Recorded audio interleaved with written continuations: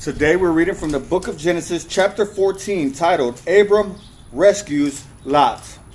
About this time, war broke out in the region.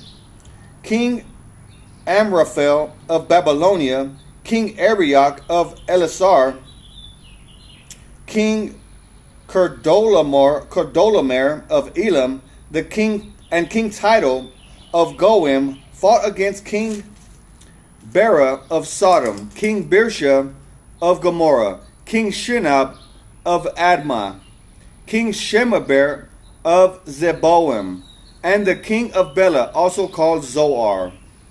This second group of kings joined forces in Siddim Valley, that is the valley of the Dead Sea. For 12 years they had been subject to King Chedorlaomer, but in the 13th year they rebelled against him.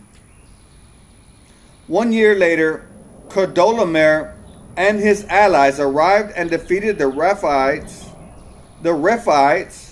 at Ashtaroth Karnaim, the Zuzites at Ham, the Emites at Shaveh Kerithaim, and the Horites at Mount Seir, as far as El Paran at the edge of the wilderness.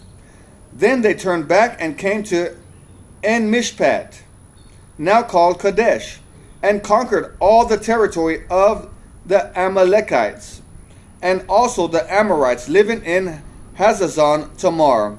Then the rebel kings of Sodom, Gomorrah, Admah, Zeboim, and Bela, also called Zoar, prepared for battle in the valley of the Dead Sea.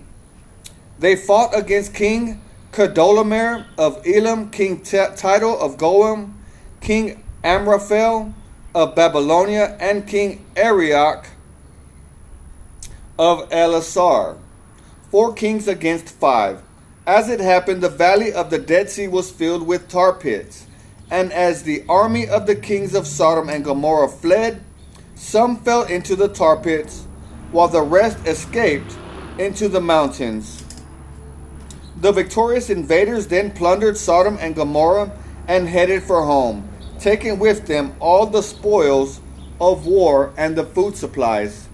They also captured Lot, Abram's nephew, who lived in Sodom, and carried off everything he owned.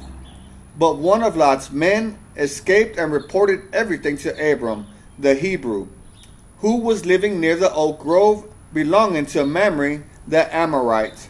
Mamre and his relatives Eshcol and Aner were